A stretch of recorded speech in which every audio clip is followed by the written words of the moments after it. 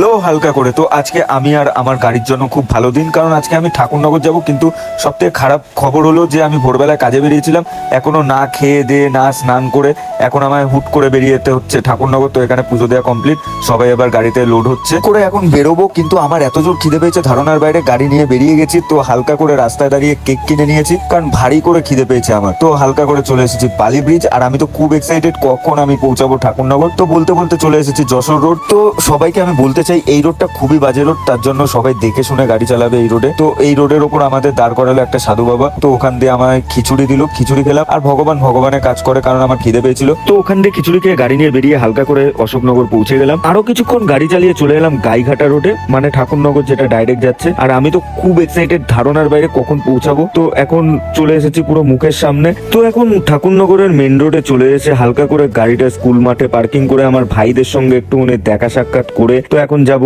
ডাঙ্কার আওয়াজ শুনতে শুনতে। তো আমার এত মজা লাগে ডাঙ্কার আওয়াজ শুনতে, তো আমি সব মজা করতে করতে চলে গেলাম আমার টিমের কাছে। তো এখন টিমের সঙ্গে এখন ঝামেলা হচ্ছে, তো দেখো আমরা কেমন ভাবে মজা ইয়ার্কি করি। বলি ভাই, এই যে আমাদের কালুয়া, এই যে সবাই দেখতে পাচ্ছে আমাদের কালুয়া, আর এই যে আমাদের গোডাউনের সেই মন্টি যে চিকতে দেয় সকলের দন্টি, আর এই যে রাড়ি, ওই দেখুন রাড়ি মারছে, রাড়ি এই যে মারতো।